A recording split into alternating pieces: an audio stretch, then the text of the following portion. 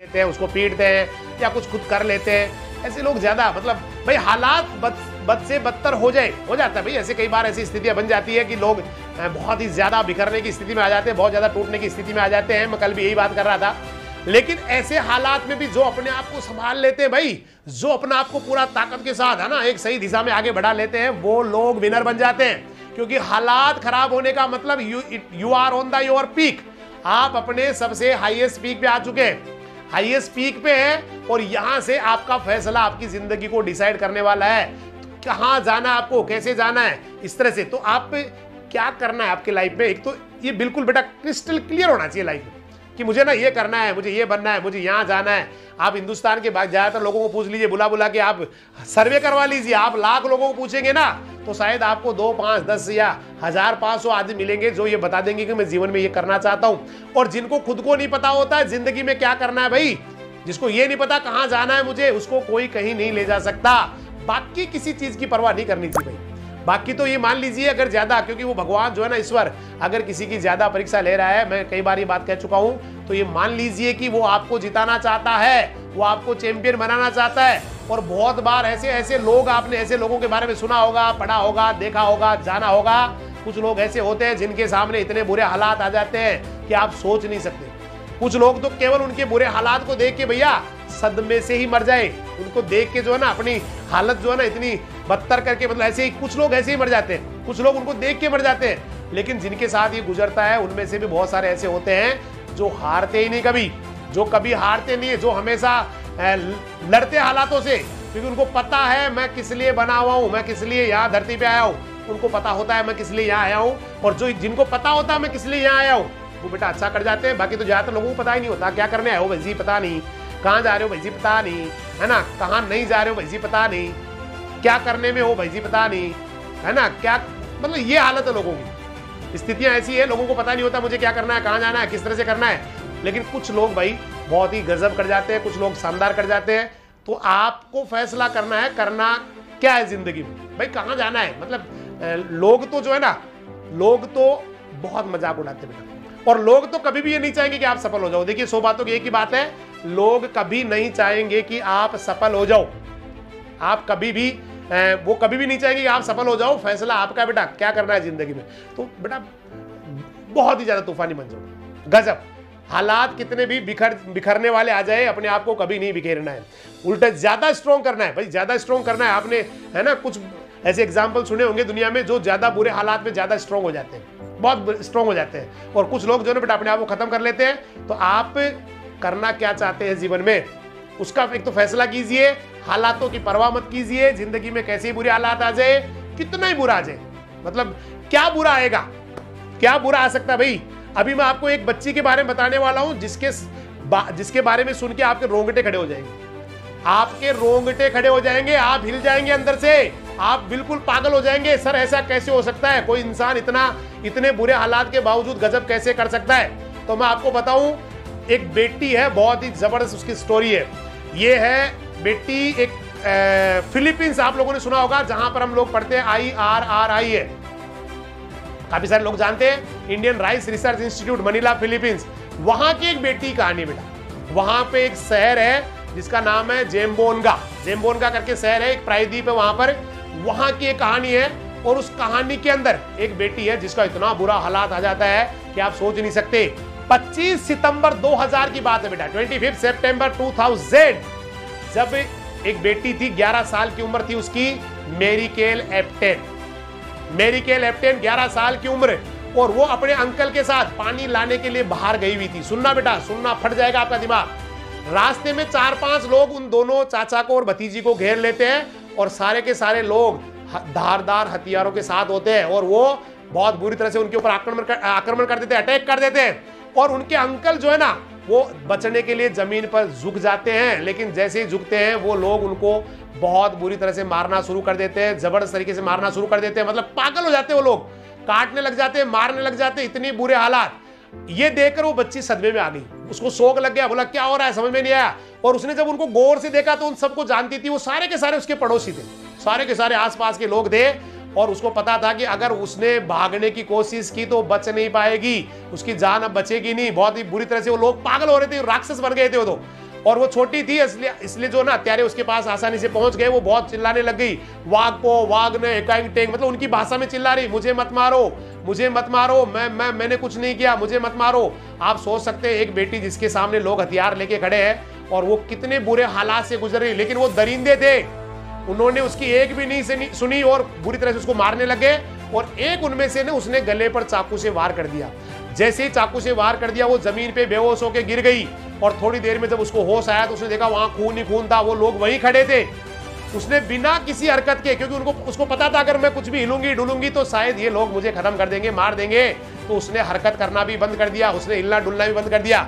लेकिन जब वो लोग चले गए तो उठ के वो पीछे से घर दौड़ने लगी। उसकी दोनों, जब उसने देखा तो दोनों हथेलियां कट चुकी थी, वो बहुत घबरा रही थी, है ना, रोते रोते भाग रही थी। और जैसे ही घर के करीब पहुंची उसने माँ को आवाज दिया। आप सोच सकते हैं जिसके दोनों हथेलियां कट चुकी, लटक रही है और वो बच्ची जोर जोर से चिल्ला रही है, रो रही है, माँ माँ आवाज लगा रही है।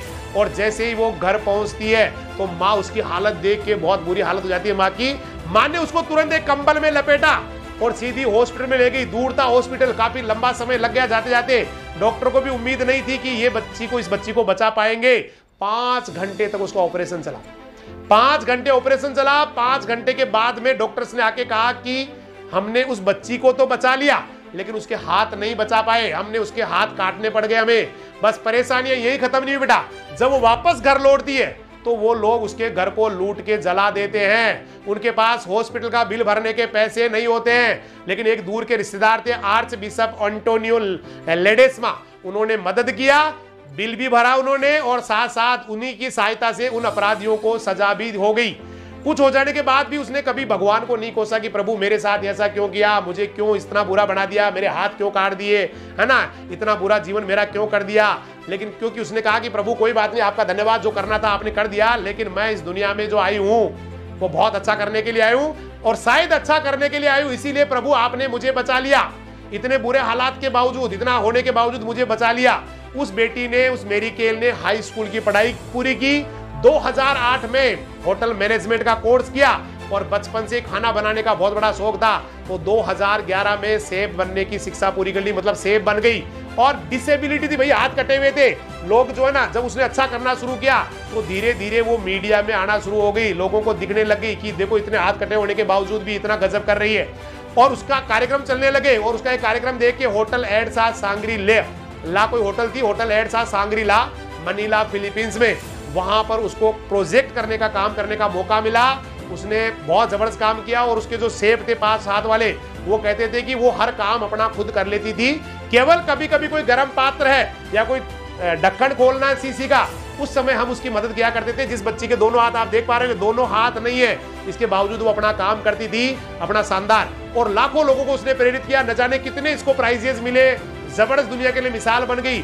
और अक्सर हम लोग क्या करते हैं, छोटी छोटी परेशानियों से घबरा जाते हैं, विश्वास कमजोर कर बैठते हैं और ये कहते हैं कि सिचुएशन ने हमें हरा दिया। लेकिन बेटा सिचुएशन कितनी ही खराब क्यों ना हो, अगर आप जिंदगी में अच्छा करना चाहते हैं तो अच्छा कर सकते हैं। मेरी केल की ये बात जिंदगी में याद रखना कि सपने बड़े देखो, कड़ी मेहनत करो, ईश्वर में आस्था रखो, सब कुछ संभव है, असंभव कुछ नहीं है। आपने ध्यान दिया होगा इस कहानी में, जिसका इतना बुरा हालात हो चुका है, जिसके चाचा जी को जो है ना बहुत बुरी तरह से पीटा गया, उसके हाथ काट दिए, घर जला दिया गया, इतना होने के बावजूद भी उसने न केवल अपराधियों को सजा दिलाई बल्कि बेटा अपना काम खुद कर रही है। आप देख पा रहे हैं, ये वाली वो बच्ची है जिसने हाथ कट जाने के बाद में भी, कितने बुरे हालात के बावजूद भी आज दुनिया में बेटा उसको बहुत ही जबरदस्त, बहुत ही सुपर वुमेन, बहुत ही ग्रेट बेटी के रूप में जाना जाता है। तो इसका मतलब ये होता है कि हालात कितने भी, इससे बुरे तो क्या हालात आएंगे भाई, इससे बुरे तो क्या हालात आएंगे। एक बेटी के सामने 11 साल की उम्र है, उसके सामने चाकू चलाए जा रहे हैं, गले पे चाकू मारा जा रहा है, वो बच्ची गिर गई है, इसके बावजूद हिम्मत नहीं आ रही है, भगवान को नहीं कोस रही। हम लोग छोटी छोटी बातों में ईश्वर को याद करते हैं, प्रभु मेरे साथ क्यों कर रहा है ऐसा, मैंने तेरा क्या बिगाड़ा था, मेरी क्यों परीक्षा ले रहा है, मेरे कोई सारे कष्ट क्यों दे रहा है, मैंने तेरा क्या कर दिया था। लेकिन यहाँ पर कोई शिकायत शिकवा भी नहीं, बोला प्रभु, उसने देखिए पॉजिटिवनेस देखी उसकी कि प्रभु अगर आपने बचाया है तो जरूर कुछ ना कुछ अच्छा करने के लिए बचाया है, तूने शायद इतिहास में मुझे जो है ना जबरदस्त करने का मौका देने के लिए बचाया है और अब तो मैं अच्छा कर जाऊंगी। और बिना हाथों के भी ये बन गई toppest chef of the world. आप सोच सकते हैं कि आदमी क्या कर सकता है भाई, इससे बुरे हालात क्या होंगे। बहुत छोटे छोटे लोग जो है ना बहुत जल्दी बिगड़ जाते हैं बेटा। इस दुनिया में ना ज्यादातर लोग ऐसे होते हैं जो छोटी छोटी बातों में उनको लगता है बस खत्म कर लेता हूँ मैं काम, ये नहीं करना मुझे, अब मुझे वहां नहीं जाना, मुझे वहां से उस रास्ते से नहीं गुजरना, उस वो वाला काम मुझे अब नहीं करना है, मुझे वो वाला काम तो बिल्कुल छोड़ ही देना है। मतलब पता नहीं क्या क्या कुछ दकियानुसी बातें भी है, कुछ अंधविश्वास भी है, कुछ कमजोरी भी होती है आदमी की, कुछ जो है ना डुलमुल रवैया भी होता है। बहुत सारी ऐसी चीजें होती है जो इनको डिसाइड करती है। लेकिन कुछ लोग बेटा कभी भी हारते ही नहीं है, कभी नहीं हारते हो। कुछ भी हो जाए कोई फर्क नहीं पड़ता उनको फर्क नहीं पड़ता। वो तो केवल पॉजिटिवनेस देखते हैं, बोला प्रभु अच्छा ही करने वाला हूं, गजब ही करने वाला हूं, जबरदस्त करने वाला हूं। तो भाई हारना नहीं है जिंदगी, हारना नहीं बेटा। कभी कभी तो हमें लगता है सब कुछ ही लुट गया हमारा, तो हम तो बिल्कुल ही कहीं कुछ करने लायक है ही नहीं, जिंदगी में कुछ कर ही नहीं पाएंगे, हमारे से कुछ होगा ही नहीं। भैया वहां भी आप अगर थोड़ा सा बैठ के ठंडे दिमाग सोचोगे तो वहां भी आपको ऐसे बहुत सारी बातें निकल के आएगी जो केवल आप में है, आसपास के किसी लोग किसी व्यक्ति में नहीं है, दूर दूर के किसी व्यक्ति में नहीं है। वो क्वालिटी केवल आपके अंदर है। और हमेशा हम लोग उन चीजों को ज्यादा याद करते हैं जो पहले हमारे साथ ना बुरी हुई, बचपन में मेरे को ये हुआ, मेरे को वो हुआ, मैं ना बीमार हो गया, मेरे को फलाने जी ने ऐसे गिरा दिया, मैं गाड़ी के जो है ना गिर गया ऊपर से इसलिए मेरे साथ प्रॉब्लम है। कभी भी उन चीजों को बेटा, इन चीजों को छोड़ दीजिए भाई। क्या किया लाइफ में, उन चीजों को याद कीजिए जब बचपन से लेके आज तक आप कई बार विनर भी बने। भले ही चाहे आप छोटे थे लेकिन आपने दौड़ लगाई, उस दिन आप चैंपियन बन गए थे। भले ही आप जो है ना छोटी क्लास में पढ़ रहे थे लेकिन आपने वहां पर सबसे ज्यादा नंबर प्राप्त किए थे। भले ही आपने किसी छोटे से टेस्ट में से ही कोई तो ऐसा टेस्ट दिया था जहां पर आपके क्लास में सबसे ज्यादा नंबर थे, कहीं आप दीवार पे चढ़ने में सबसे पहले चढ़ गए थे, कहीं आपको जाना था वहां सबसे पहले पहुंच गए थे। बेटा कुछ तो जीवन में ऐसा भी किया होगा जहां आप में चैंपियनशिप दिखाई दी थी। बस उस समय आप अपनी मानसिक स्थिति कैसी रख रहे थे, बेटा उससे भी बेहतरीन मानसिक स्थिति रखिए। उस समय आपकी कितनी बढ़िया आपको खुशी हुई थी, उस खुशी की जो है ना हमेशा कल्पना अपने दिमाग में रखिए कि जब मैं उस दिन जीता था तो घर वाले कितने खुश हुए थे, सारे लोगों ने मेरे लिए तालियां बजाई थी, सारे लोग जो है ना कितने खुश थे। उन चीजों को आप अभी भी फील कर सकते हैं, महसूस कर सकते हैं और वैसा ही करने का जबरदस्त, उसी में जबरदस्त, क्योंकि उस समय तो छोटे थे भैया, अब तो बहुत बड़े हो गए। आपका बॉडी, आपका माइंड, आपका जो है ना सोचने का नजरिया, जीवन में कुछ करने का जुनून है ना, अनुभव, ये तो बहुत बढ़ गए ना आपके, अब तो बहुत ज्यादा बढ़ गए। अब तो आप और भी गजब कर सकते हैं भाई, आप और भी सुपर कर सकते हैं। इसलिए बेटा उन चीजों को ज्यादा याद रखें जो आपने आज तक बेहतरीन की है और उन चीजों को बिल्कुल हटा दीजिए जिंदगी में से जहां आपने परफॉर्म, क्योंकि ये लाइफ है बेटा, सारे हीरो नहीं होते हैं, कभी कभी हीरो भी बेटा विलेन से पिटता है। आप हीरो है नो डाउट, लेकिन सम सीन्स ऐसे भी आते हैं मूवीज के अंदर जहां हीरो को भी लग जाती है, जहां हीरो भी पिट जाता है।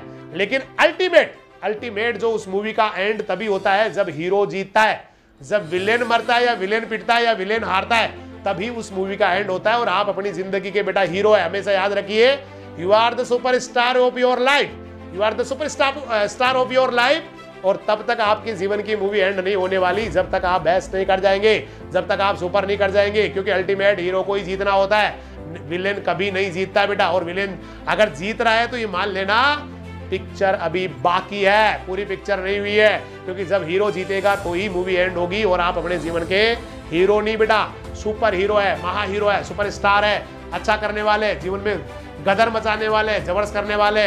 इसलिए एवरी टाइम अच्छा करूंगा, जबरदस्त करूंगा, तगड़ा करूंगा, है ना। और मैंने कई बार कहा बेटा फर्क नहीं पड़ता अभी तक क्या किया, कितना परसेंटेज है, कोई मायने नहीं इसके।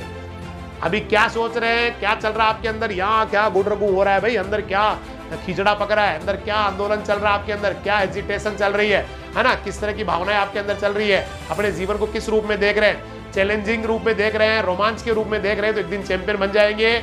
और हताशा, निराशा, है ना, मेरे साथ ही ऐसा क्यों होता है, मेरे साथ ही वो ऐसा क्यों होता है, मेरी भैंस क्यों मर जाती है हमेशा, नहीं जो है ना 2 नंबर से, बहुत सारे लोग हैं 2-2 नंबर से आपको बहुत बार ये कहते हुए मिलेंगे 1 नंबर से रह गया जी, 2 नंबर से रह गया जी। कभी नहीं कहना बेटा, आज के बाद में किसी को ये कहना ही नहीं है कि 2 नंबर से रह गया जी, रह गया शब्द यूज नहीं करना है,